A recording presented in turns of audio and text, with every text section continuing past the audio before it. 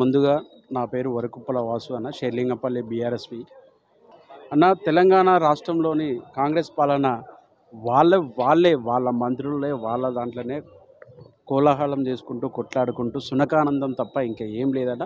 వాళ్ళ పదవులు వాళ్ళు కాపాడుకోవడానికే మాత్రమే నడుస్తుంది. తెలంగాణ ప్రజలకు ఒక నయా పైసా కూడా న్యాయం జరగలే, ఎక్కడ కూడా అభివృద్ధి జరగలే. ఎక్కడ విసిరేసిన గొంగలి అక్కడనే ఉందన్న. కుక్కలు విసిరేసిన గొంగలి ఎట్లుందో ఆ విధంగా నడుస్తుంది. వీళ్ళ పాలనలో ఎంత అరాచకం అంటే అంత అరాచకంగా నడుస్తుంది.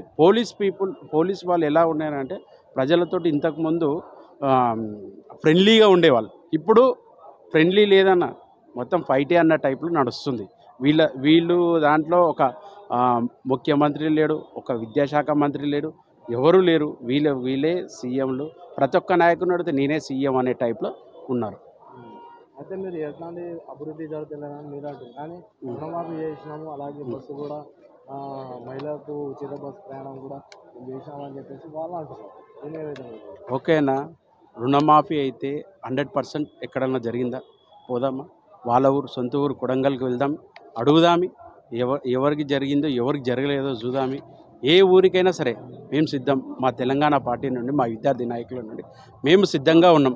మేము వస్తాం, మీరు రండి, చూద్దాం. ఏ ఊర్లో, ఒక్క ఊర్లో మొత్తం క్లీన్ స్వీప్గా అందరికీ రుణమాఫీ జరిగిందా చెప్పండి. మేము దానికి వాళ్ళు ఏదంటే అది మేము రెడీగా ఉంటాం. ఎక్కడ చూడు అసలు రుణమాఫీ అనేది జరగలేదు అన్న. వాస్తవానికి 2 లక్షలు రుణమాఫీ చేస్తాం, డిసెంబర్ 1వ తారీఖు వరకు పోండి, పైసలు కట్టుకోండి, 2 లక్షలు తెచ్చుకోండి, మేము రుణమాఫీ చేస్తామని చెప్పేసి అన్నారు. ఏదన్నా ఎక్కడ పోయిందన్నా? ఇప్పుడు రేపు పొద్దున 30వ తారీఖు, జనవరి 30వ తారీఖు వస్తే 420 రోజులు పూర్తవుతుంది. మీరు అధికారంలోకి వచ్చి 420 రోజులు పూర్తవుతుంది. ఏం చేసినా కానీ 420 రోజులు పూర్తయినా కానీ మీది శూన్యం. ఎక్కడ అభివృద్ధి లేదు, ఎక్కడ ఏమి జరగలేదు. రైతులకు ఎంత గోస తీస్తున్నారు. రైతు భరోసా లేదు, రైతు బీమా లేదు, ఏదీ లేదు. 3 పంటలకు పైసలు ఇస్తాను, ఒక్క పంటకే దిక్కు లేదు. వానాకాలంలో ఎగ్గొట్టినవు, రైతులకి ఒక్కొక్కరికి 15,000, ఒక ఎకరానికి 15,000 అన్నావు, 12,000కే దిక్కు లేదు, 10,000కే దిక్కు లేదు. బిచ్చం వేస్తున్నారు కేసీఆర్ అని చెప్పేసి అన్నావు. నువ్వేం చేస్తున్నావు మరి? అదే రైతులను, అదే రైతు బలి గోస తీస్తున్నావు. నువ్వు రైతులను ఆగం చేస్తున్నావు. రైతులు బలిదానంలో నువ్వు రైతులకు ఎప్పుడైనా సరే రైతే రారాజులా ఉండాల్సి పోయి రైతులు బలి చేసుకుంటే ఎక్కడ ముందు పడుతుంది? ఎక్కడ రాజు అవుతాడు రైతు?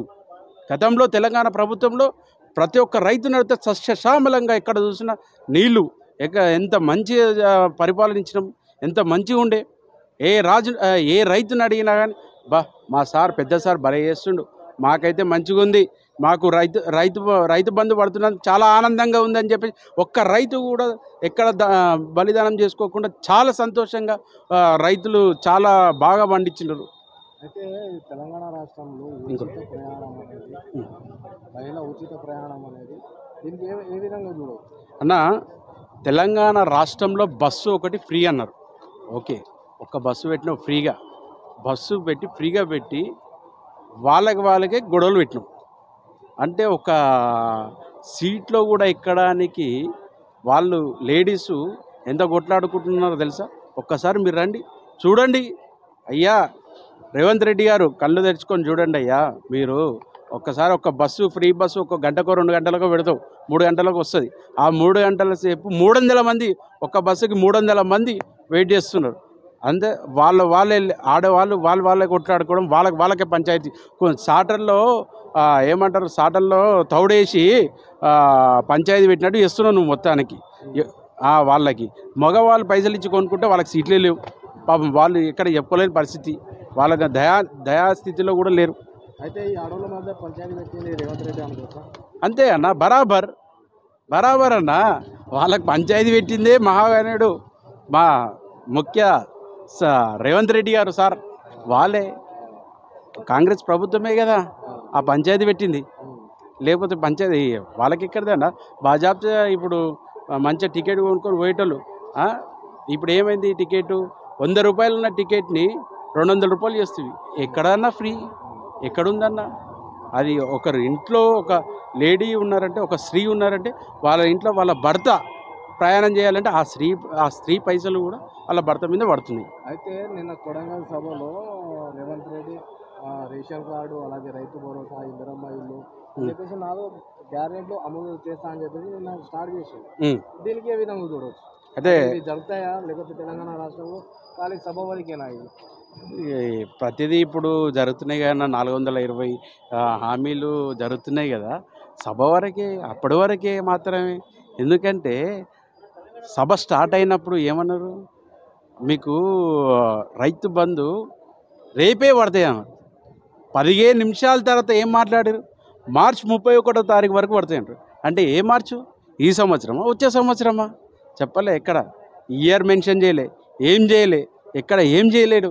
ఇదే ఇక సభ వరకు అక్కడి వరకు పరిమితం తప్ప ఇంకే ముందస్తు ఎన్నికలు ఉన్నాయి కాబట్టి, సర్పంచ్ల ఎలక్షన్స్ ఉన్నాయి కాబట్టి ప్రజలను మభ్యపెట్టి లొంగ తీసుకొని వాళ్ళ ఓట్లు పడాలని చెప్పి దానికోసం మాత్రమే ఈయన సభలు పెట్టి ప్రజాధనాన్ని దుర్వినియోగం చేసి ఇలాంటి ప్రభుత్వం నడుపుతున్నారు. అయితే చివరిగా తెలంగాణ రాష్ట్ర విద్యార్థులకు కానీ అలాగే నాయకులకు కానీ మీరు ఏ విధంగా సూచన సలహాలు ఇస్తారండి? చివరిగా అంటే జరుగుతున్న ప్రభుత్వం మీద ఏ విధంగా సలహాలు ఇస్తారు? నా సలహాలు, వీళ్ళ ప్రభుత్వం సరిగ్గా పనిచేస్తే, కరెక్ట్గా పనిచేస్తే ప్రజలు వాళ్ళకే ఒత్తాసు పలుకుతారు, ప్రజలు వాళ్ళకే ఓట్లేసి గెలిపిస్తారు. కాబట్టి వీళ్ళకు ప్రభుత్వాన్ని నడపడానికి శాతన కావట్లేదు. ప్రభుత్వం మీద వ్యతిరేకత, ఎక్కడ చూసినా ప్రజలకు వ్యతిరేకత. మేము ప్రజల్లో పోయి మాట్లాడుతాం. మేము ప్రజల నుండి, ప్రజల తరపు నుండి మేము ఈ కాంగ్రెస్ని వాళ్ళని నిక్కదీసి మేము అడుగుతాం. ఏ పథకం అందకపోయినా మేము ముందుండి అడుగుతూ ఉంటాం. కానీ వీళ్ళు మంచిగా పనిచేస్తే మాలాంటి వాళ్ళకి పనే లేదన్న, విద్యార్థి నాయకులకు పనే లేదు. వీళ్ళు పని చేయకపోతేనే కదన్నా విద్యార్థి నాయకులకు కానీ, కార్యకర్తలకు కానీ, బీఆర్ఎస్ కార్యకర్తలకు కానీ, వేరే పార్టీ వాళ్ళకి కానీ, ఎవరికి కానీ పని అయితే ఉండదు కదా అన్న. వీళ్ళు పని శాత కాకపోతేనే మాకు పని ఉంటుంది. అయితే చివరిగా అన్న రేపు జనవరి 30కి మీ కార్యాచరణ ఎట్లా ఉంది అన్న? చివరిగా రేపు జనవరి 30 తారీఖు రోజున మహాత్మా గాంధీ గారి జయంతి కాబట్టి ఆ రోజు మేము ఏదైతే వారు ఇచ్చిన వినతి 420 అది ఏదైతే ఉందో అది గాంధీ గారికి విన్నపించుకుంటాం, మహాత్మా గాంధీ గారికి విన్నపించుకుంటాం. ఎందుకంటే గతంలో ఎలక్షన్స్ ముందు రాహుల్ గాంధీ గారు వచ్చారు. రాహుల్ గాంధీ గారు అశోక్ నగర్కి వచ్చి అక్కడి నుంచి విచ్చేసి అక్కడ ఛాయ్ తాగి మీకు విద్యార్థులకు 2 లక్షల ఉద్యోగాలు వచ్చేటట్టు చేస్తామన్నారు. అలాంటి ఎన్నో పథకాలు చెప్పారు, 420 పథకాలు చెప్పారు. ఆ 420 పథకాలు గాంధీ గారికి చెప్తాం. ఉట్టుట్టి గాంధీలకు వాళ్ళకి, ఈ ప్రభుత్వం నడిపే వాళ్ళకి వాళ్ళ కల్లోకి వచ్చి ఈ పథకాలు అమలు చేయాలని చెప్పేసి మేము ఆ గాంధీ గారికి మేము చెప్పుకుంటాం, మహాత్మా గాంధీ గారికి చెప్పుకుంటాం.